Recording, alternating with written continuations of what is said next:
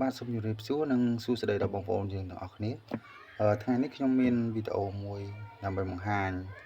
ពីរបៀបនៃការថតដោយយើងប្រើម្រាម3បាទរាល់ដងយើងថតយើងទាន់តែចុច power ហើយយើងចុចvolume បើកvolume ឡើងសំឡេងនេះក៏ volume បន្ថយសំឡេងចុចទាំងពីរដើម្បីថតប៉ុន្តែថ្ងៃនេះខ្ញុំមានវីដេអូមួយចង់បង្ហាញដល់បងប្អូនទាំងអស់គ្នាគឺយើងគ្រាន់តែអូសម្រាម3បាទនឹងអាចថត screenshot នៅលើអេក្រង់ទូរស័ព្ទរបស់យើងបានបាទមកចំណាយពេលយូរពេលនេះខ្ញុំសូមចូលទៅកាន់ setting ដើម្បីយើង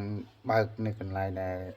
ត្រូវថតអូសម្រាម3បាទជាដំបូងយើងចូល setting មកបងប្អូនចូល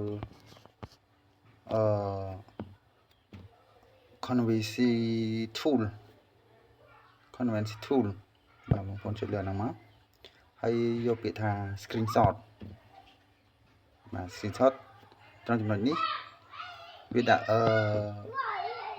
3 finger sweep down អញ្ចឹងបងប្អូនគ្រាន់តែកន្លែងហ្នឹងមកអញ្ចឹងយើងអាច screenshot បានហើយឧទាហរណ៍នេះបាច់ដៃ3ចាំមកហ្នឹង screenshot បានហើយបាទ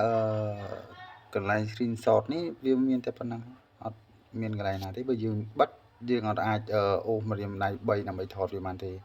ប៉ុន្តែបើយើងបើកយើងអាចអូសបានបាទសូមអរគុណនិងជម្រាបលាអរគុណទៅដល់បងប្អូនដែលតែតាមដានទស្សនាវីដេអូខ្លីៗរបស់ខ្ញុំបាទអរគុណ